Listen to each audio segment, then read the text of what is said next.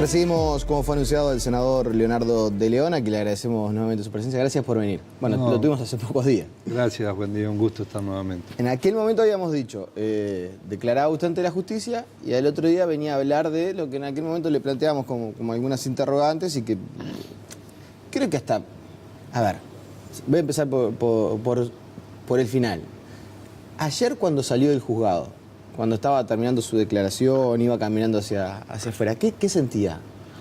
Lo que pasa es que, como en su momento dijimos cuando el senador Mieres hizo esta denuncia que ayer quedó claramente establecida como un enchastre, nosotros dijimos que no íbamos a contestar estos temas a través de la prensa. Estuvimos casi 4 meses sin contestar, sin hablar del tema, y nos comprometimos con la jueza y el fiscal ir a la justicia, sin ampararnos en los fueros, porque dijimos que ahí íbamos a llevar todos los elementos, toda la documentación para contestar cada uno de los puntos de la denuncia.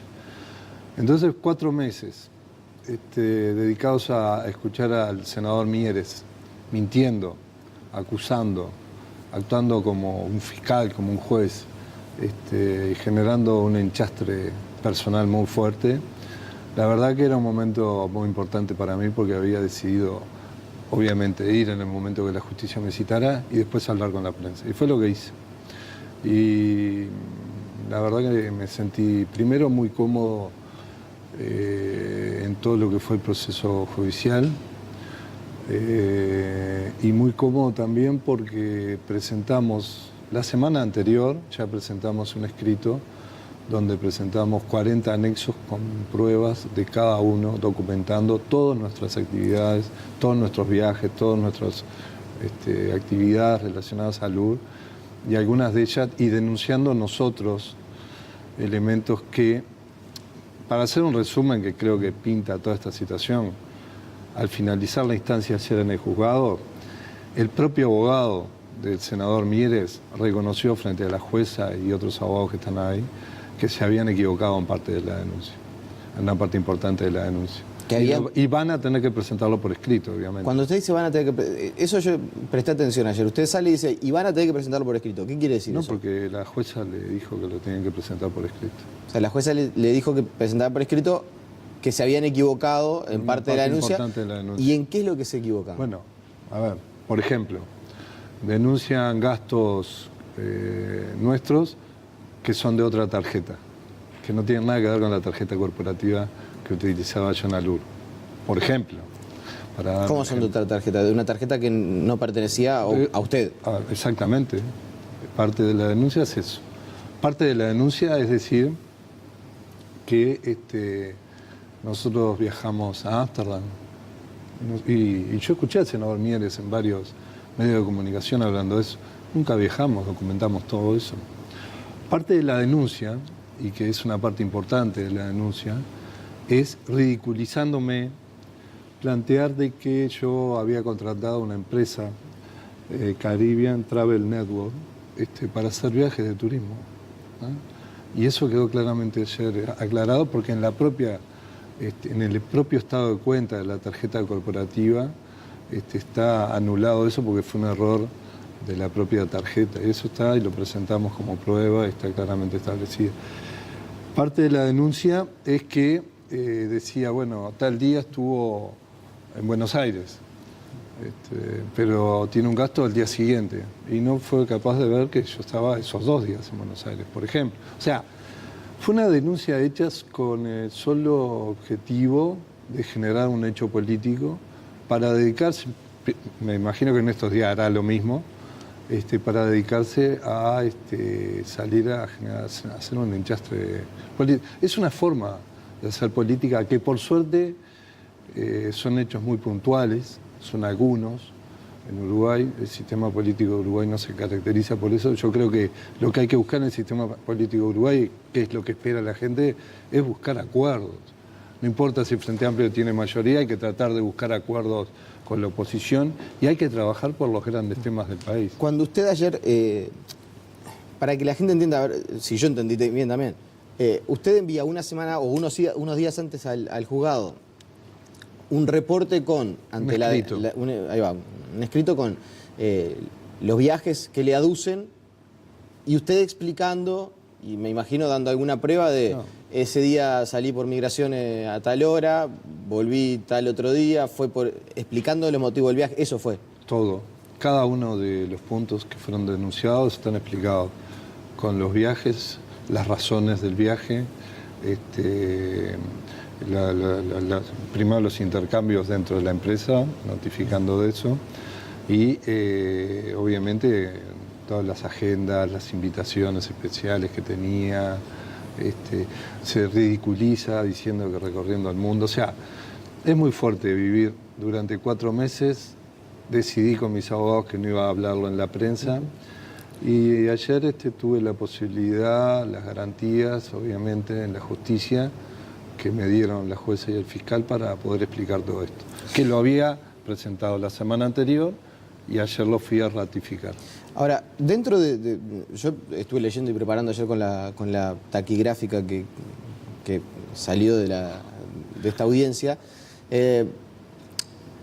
Después vamos a hablar usted mismo le dice cuando sale, acá hay dos parte, vamos a decir, de mi declaración. Una vinculada a la tarjeta corporativa, que es la que nos estamos encargando ahora, y otra con relación a la gestión en ALUR.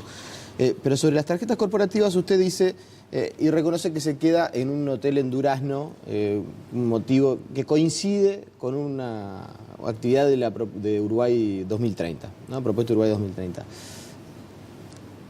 Yendo para atrás, y con esto, claro, capaz que verlo hoy es otra cosa verlo en aquel momento, ¿no?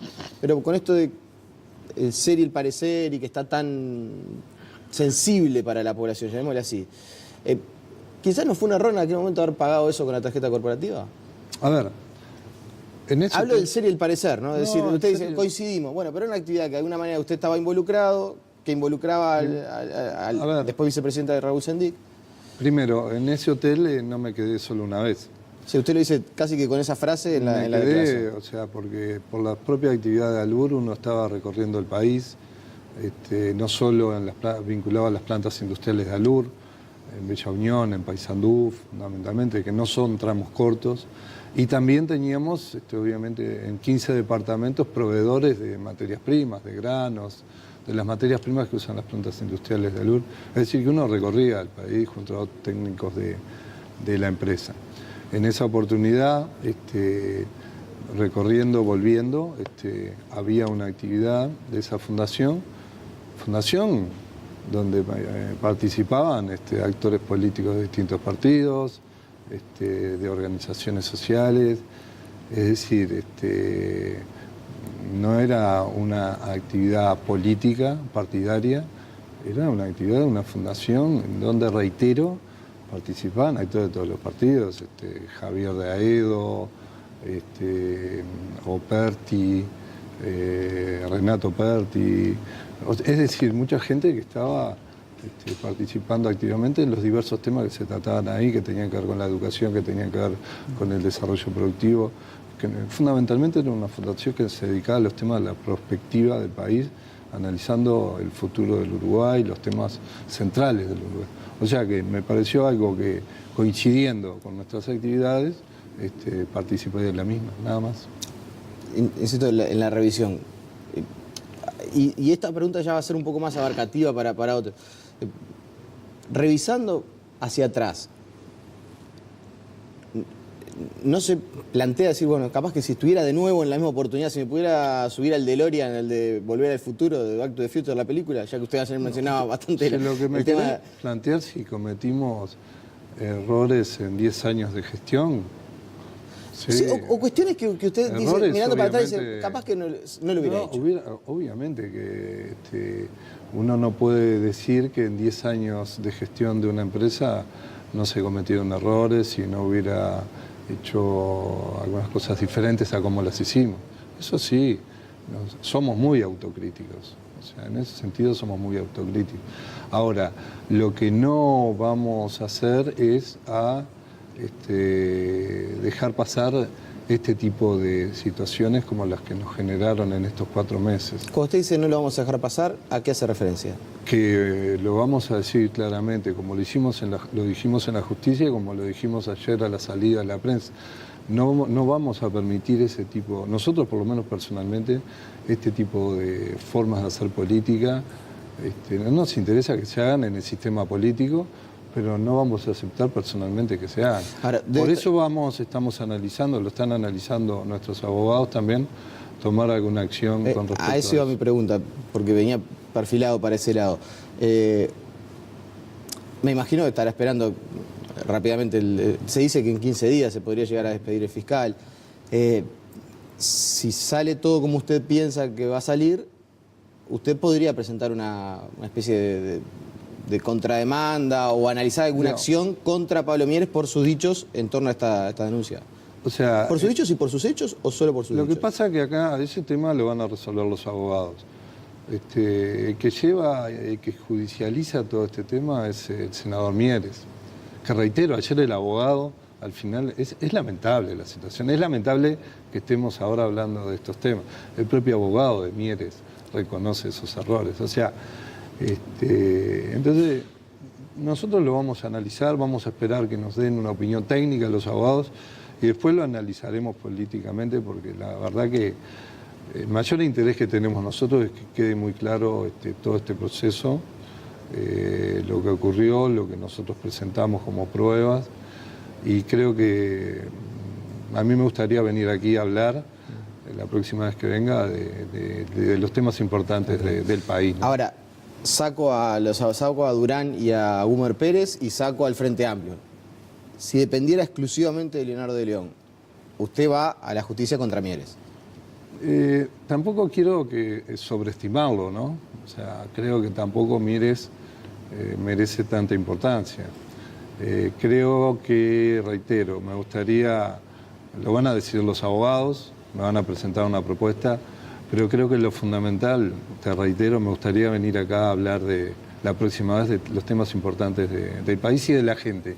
Está claro. No tengo ningún tema. Esta vez habíamos quedado justamente porque nos parecía importante, de alguna manera, cerrar un poco el capítulo y después, la vez anterior Cuando hablamos lo de los temas. resuelto con los abogados, se lo voy a informar. Bien. En algún momento, José Mujica, estoy tratando de recordar por qué fue, pero me acuerdo claramente que había una especie de entredicho. Él decía: yo sentí mancillado mi honor, me gustaría que estuviera la ley de duelo todavía y lo invitaría a un duelo. Usted en este caso es una cosa similar. Sí, afecta el honor, afecta a la familia, afecta muchísimo. No reivindico la ley de duelo, pero me parece lamentable este tipo de situaciones que se den en la política. O sea, usar este tipo de situaciones para hacer política me parecen realmente lamentables. De la causa de la otra, la de Abengoa, que en realidad es bastante más abarcativa, es por la gestión en ANCAP, y allí está el capítulo de Alur, y bueno, la situación está con la empresa Abengoa. ¿Es normal que en el Estado, cuando uno pauta una obra, se estime un sobreprecio o un premio, un incentivo, una adenda, se le llama desde el punto de vista técnico? Quizás no a todo el mundo le queda claro lo que es una adenda, pero un incentivo, llamémosle así, por entregar una obra antes? En primer lugar, eso no estaba pautado en las adendas, estaba en el contrato madre, diríamos, que se hizo con esta empresa cuando ganó el proceso competitivo que hubo entre 8 empresas internacionales.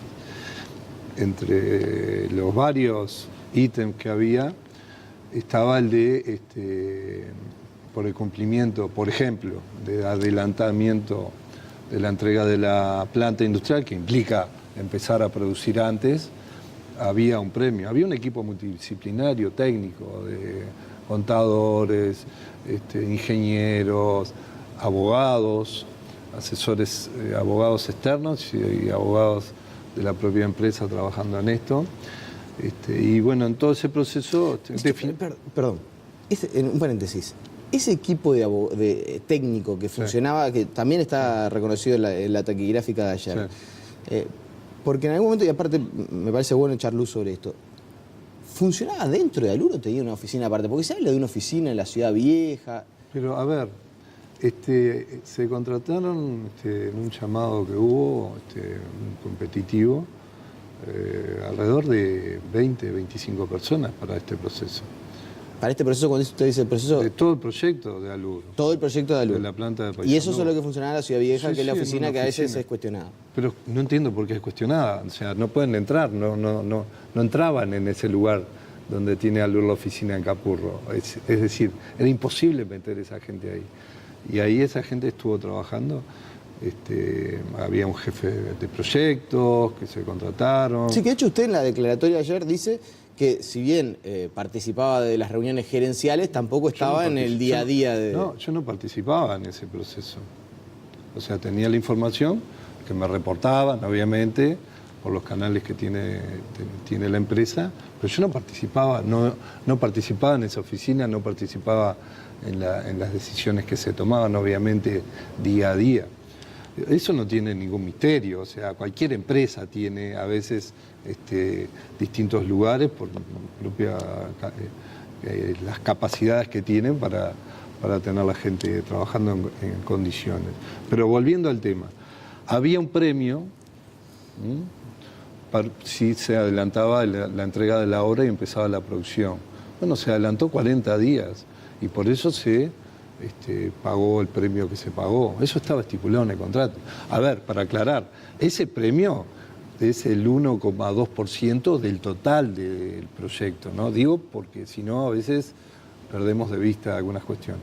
Pero adelantar 40 días el inicio de las obras implicó una facturación de $200.000 por día aproximadamente en venta de combustible, de biocombustible ANCAP y de alimento animal. Es decir, 40 días de adelantar la facturación fueron $8 millones. Ayer vi en algunos portales que la noticia era Alur pagó $1 millón de premio a Bengoa, pero no decían que fue por un contrato original que se había firmado en su momento y que eso permitió que Alur pudiera facturar $8 millones. Es decir, fue un beneficio para Alur el que se hubiera adelantado la producción. Imagínense ustedes que hubiera pasado al revés. O sea, Alur hubiera dejado de facturar $8 millones. También es verdad y se establece en tanto en la declaración suya como en la de Manuel González, que fue el día anterior, que Alur enfrentaba algunos problemas financieros para desarrollar y que eso llevó a establecer una serie de incentivos para cumplir con la empresa, no entrar en una especie de cesación de pagos y que eso fuera más perjudicial. Se podría haber parado el proyecto. La empresa podría haber dejado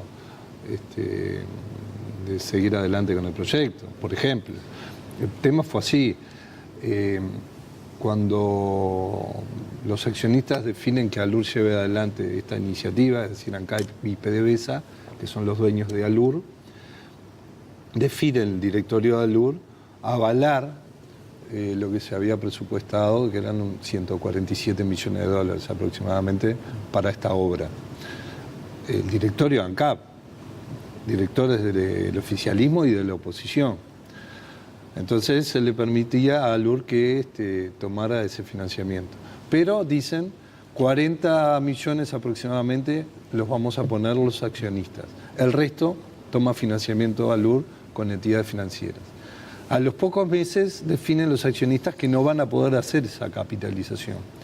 O sea que Alur, que tenía previsto desarrollar todo este proyecto con un financiamiento total de 147 millones aproximadamente de dólares, no lo pudo hacer porque solo pudo tomar financiamiento por 100 y el resto, los 40, 45 que iban a capitalizar los accionistas, definieron no hacerlo. O sea, que tuvo que ampliar su financiamiento. Cuando se dice se endeudó de 60 millones a 200, y sí, porque Alur tuvo que, cuando hizo esta obra, amplió mucho su pasivo.